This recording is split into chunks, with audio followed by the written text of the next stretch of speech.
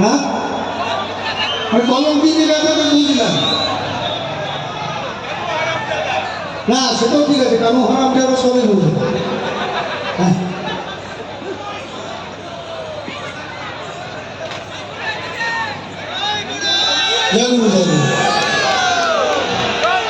আমি বলছি যে এখনো বহু শিল্পী আসবে কল্যাণী বইমেলায়, কল্যাণী উৎসবে, যে কথাগুলো বলে যাব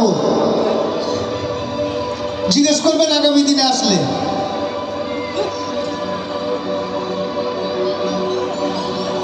আচ্ছা দিদি ভাই, এই যে কলঙ্কিনী রাধা কেন হয়েছিল একটু উঠে বলুন, ভালো লাগবে। আমরা বাউল তো, অসুবিধা নেই, আপনি উঠে বলুন। ভালোবেসে কাকে ভালোবেসে? কৃষ্ণকে। এটা জানেন তো যে কৃষ্ণের প্রেমের গুরু ছিলেন রাধারানী। হ্যাঁ হ্যাঁ, কৃষ্ণের সাথে বিয়ে হয়েছিল, হয় না? এই গুগলে সার্চ করবেন, হয় না? এই জন্য বললাম যে আমি কার্তিক দাস বাউল বলছি, শিল্পীরা আসলে জিজ্ঞেস করে নেবেন। যেদিন আয়ান ঘোষের সঙ্গে শ্রীমতী রাধারানীর বিবাহ হবে, অর্থাৎ রাধারানী যখন মালাটা পরাচ্ছে, ঠিক আছে, কৃষ্ণ তখন খুব ছোট, মামার কোলে টুক করে কোলে উঠে বসে পড়েছে রাধারানী। ওই সময় মালাটা কৃষ্ণর গলায় দিয়ে দিয়েছে, দেখে নেবেন ভালো করে। এক সপ্তাহের জন্য হলো সংসার করতে হয়েছিল আয়ান ঘোষের সাথে, এমনি এমনি না। যদি ভুল বলি, এখানে বাঁশ অনেক রয়েছে, খুলে দুটো মেরে দেবে, স্বীকার করে নিচ্ছে।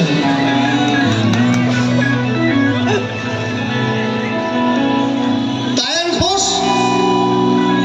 ঘোষ বলছে ঠিক আছে রাধারানী, তুমি যখন আমার সাথে সংসার করবে না, তুমি কৃষ্ণর সঙ্গেই থাকো। আর এখন তো প্রেম সবার সাথে সবারই চলছে, তাই না? হ্যাঁ, এমন একটা বাচ্চাকে মোবাইল দিয়ে দেন, আপনাকে আর জ্বালাবে না সারাদিন। খেতে দিলে খাবে, না দিলে খাবে না, ওই মোবাইলই প্রেম চলছে। অস্বীকার করতে পারবেন? সবার ঘরে আছে কিন্তু নাতি নাতনি। এই কল্যাণীবাসী নাম রেখেছেন কলঙ্কিনী রাধে, মাঝে চলে না যাইও, চলে না যাইও, চলে না যাইও, মরিলে কলঙ্কিনী রাধা, বসিয়া চলে না যাইও।